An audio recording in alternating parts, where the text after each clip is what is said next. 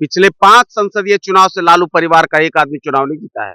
और लालू प्रसाद की हैसियत है तो अपनी दोनों बहनों को चुनाव जिता दे, उसके बाद गया की बात। बहनों की बेटियों को नहीं, तेजस्वी प्रसाद यादव की अच्छा, बहन, हाँ। तेजस्वी प्रसाद यादव की बहन जो है, गारंटी दे रहे हैं कि दोनों हारेंगी। पार्टी कब बनी? हमारी 2015 में बनी पार्टी, और समधन 2010 में बनी विधायक।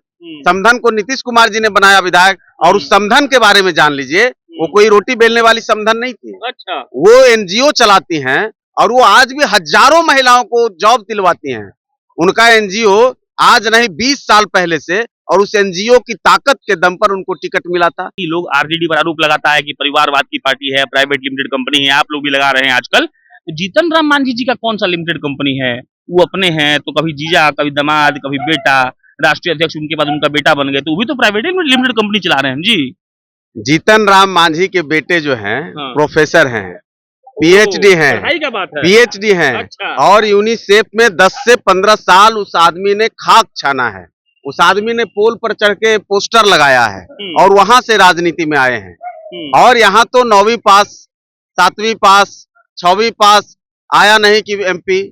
कोई किस तरह से एक परिवार के 4-4 लोग, 5-5 लोग, एक तो यूपी वाले थे 28 लोग। जीतन राम मांझी जी का जो काम करने का अंदाज है, और जिस रूप में उन्होंने मुख्यमंत्री रहते हुए और एज ए विधायक, एज ए मंत्री जो उन्होंने काम किया है, कि चप्पा चप्पा आप गया का जाइएगा तो जीतन राम मांझी का नाम कहीं ना कहीं आपको दिखेगा। लोगों के अंदर विश्वास है। लोग बहुत बकझक कर रहा है जीतन जी के साथ, माहौल ठीक है?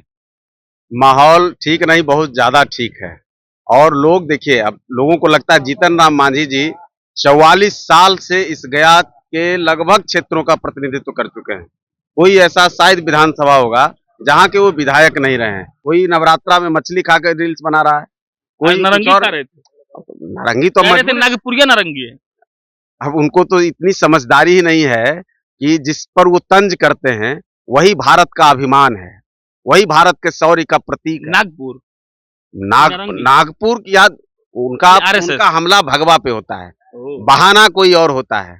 गया का इलाका जहां पर अभी से जीतन राम मांझी के कुछ देर पहले सारे लोग बैठकर लंच कर रहे थे। 4 बजे के बाद राजनीतिक कार्यकर्ता जब बैठकर लंच करता है तो उसके मन में ये चलता रहता है कि लंच के बाद अगला प्लान कहाँ है। और हमने एक कार्यकर्ता, आप प्रवक्ता कह लीजिए, हम तो कार्यकर्ता कहेंगे क्योंकि जमीन पर उतरने वाला आदमी कार्यकर्ता होता है, वो भाई साहब भी सुबह से घूम रहे हैं, जीतन राम मांझी जी के पक्ष में जाकर लोगों को समझा रहे हैं और बता रहे हैं कि देखिए भाई साहब, वोट इन्हीं को दीजिएगा। हम सुबह से घूम रहे हैं, थोड़ा सा हम लोग हार्ड से ही शुरू करते हैं। 2-3 को वीडियो देखे सुबह सुबह सोशल मीडिया पे, लोग बहुत बकझक कर रहा है जीतन जी के साथ, माहौल ठीक है? माहौल ठीक नहीं, बहुत ज्यादा ठीक है। और लोग देखिए, अब लोगों को लगता है जीतन राम मांझी जी 44 साल से इस गया के लगभग क्षेत्रों का प्रतिनिधित्व कर चुके हैं। कोई ऐसा शायद विधानसभा होगा जहां के वो विधायक नहीं रहे हैं। तो लोगों के अंदर अब एक नई तरह की जो आप राजनीति में देख रहे होंगे कि लोगों की आशाएं टूट रही हैं। अपने प्रतिनिधियों से उनकी जो अपेक्षा होती है वो अगर पूर्ति नहीं हो रही तो धीरे धीरे लोगों में उदासीनता है। लेकिन जीतन राम मांझी जी का जो काम करने का अंदाज है, और जिस रूप में उन्होंने मुख्यमंत्री रहते हुए और एज ए विधायक, एज ए मंत्री जो उन्होंने काम किया है, कि चप्पा चप्पा आप गया का जाइएगा तो जीतन राम मांझी का नाम कहीं ना कहीं आपको दिखेगा। लोगों के अंदर विश्वास है। बाकी जो रहा सवाल विरोध का, जिस चीज को कुछ सोशल मीडिया में या कहीं कहीं विरोधी लोग उसको उछाल रहे हैं, ऐसा कुछ है नहीं। स्थानीय स्तर पर कुछ लोगों का विरोध होता है, आप कहीं जाएंगे कोई आपके साथ है तो उनका विरोध है तो उसका कुछ प्रतिक्रिया होता है। जीतन राम मांझी जी के विरोध का एक वीडियो, एक कहीं मसला नहीं है। एक जगह लिखा हुआ था कि लोग आरजेडी पर आरोप लगाता है कि परिवारवाद की पार्टी है, प्राइवेट लिमिटेड कंपनी है, आप लोग भी लगा रहे हैं आजकल। जीतन राम मांझी जी का कौन सा लिमिटेड कंपनी है? वो अपने हैं तो कभी जीजा, कभी दामाद, कभी बेटा, राष्ट्रीय अध्यक्ष उनके बाद उनका बेटा बन गए, तो वो भी तो प्राइवेट लिमिटेड कंपनी चला रहे हैं जी। जीतन राम मांझी के बेटे जो हैं, हाँ। प्रोफेसर हैं, पीएचडी हैं, पढ़ाई का बात है। पीएचडी हैं, अच्छा। और यूनिसेफ में 10 से 15 साल उस आदमी ने खाक छाना है।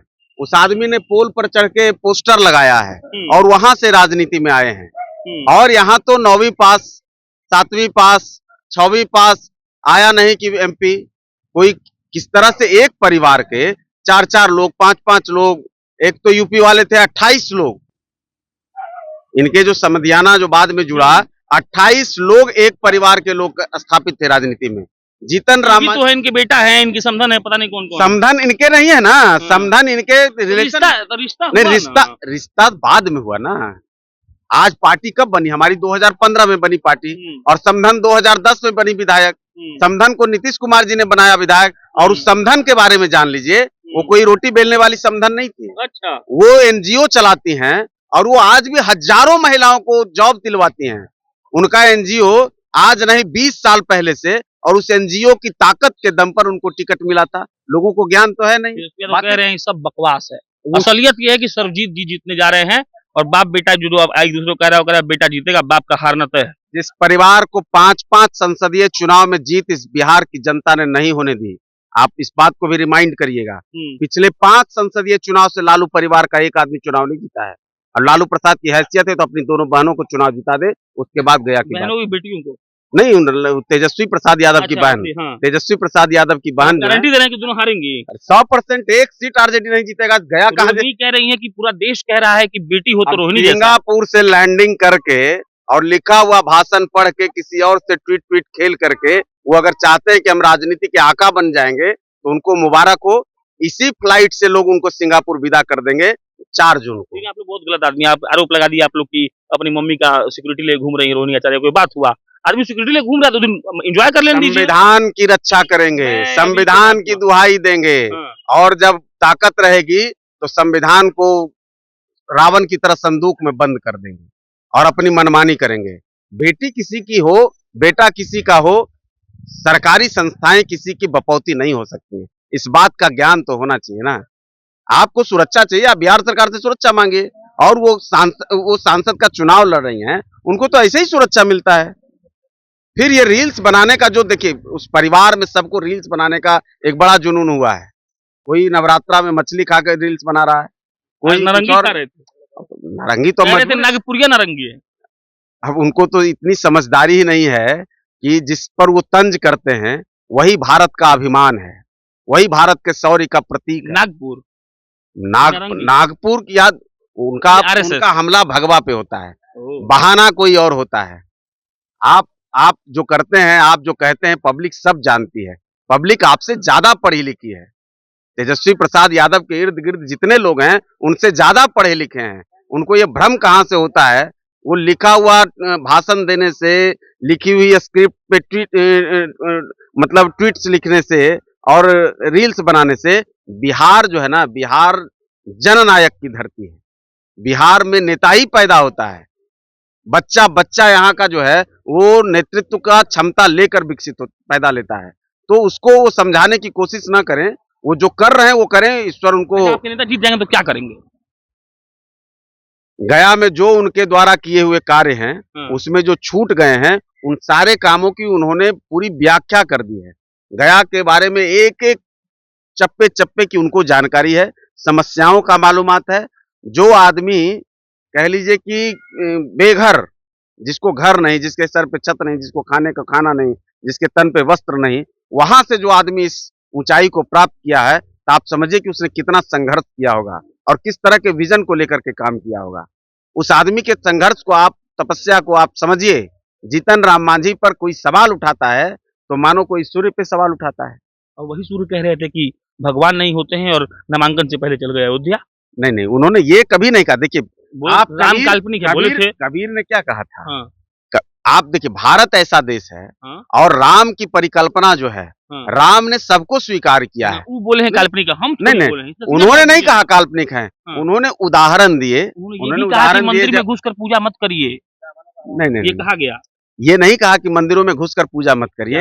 उन्होंने कहा, उन्होंने उन पर सवाल उठाए जो मंदिरों को या धर्म को बेचने का काम करते हैं। उन्होंने, आप कट करके जो चलाते हैं लोग, आप, मैं पूरी बात कर, उन्होंने क्या कहा कि मांस मछली खाने वाले, दारू पीने वाले, गलत चीजों में लिप्त रहने वाले, वैसे पंडितों से दूर रहना। ब्राह्मण तो उन्होंने बोला नहीं, वैसे पंडितों से दूर रहने की बात की। वो तो तुलसीदास ने भी कहा। राम जी हैं, आप मानते हैं? वो तो तुलसीदास छोड़िए ना, राम जी हैं। राम को कौन नहीं मानता? भगवान है ना। राम को कौन नहीं मानता? भगवान है ना। राम को कोई अपने अपने राम, कोई भगवान मानता है, कोई महापुरुष मानता है। हम तो भगवान मानते हैं। हम सनातनी, पूजा हो ही रही है। बस यहाँ ही खत्म कर देंगे। सनातन धर्म दुनिया का सबसे पुराना धर्म है हाँ, और ये जीवन शैली है। हाँ। इसको आप केवल धर्म में परिभाषित नहीं कर सकते। मानव जीवन उस दिन समाप्त हो जाएगा जिस दिन सनातन समाप्त हो जाएगा। चलिए बहुत बहुत धन्यवाद, आप बताइए कमेंट बॉक्स में। हमारा यहाँ आना सार्थक हुआ, हमने जीतन राम मांझी जी के पार्टी के बहुत ही काबिल प्रवक्ता से बुलवा दिया है कि राम जी भगवान है।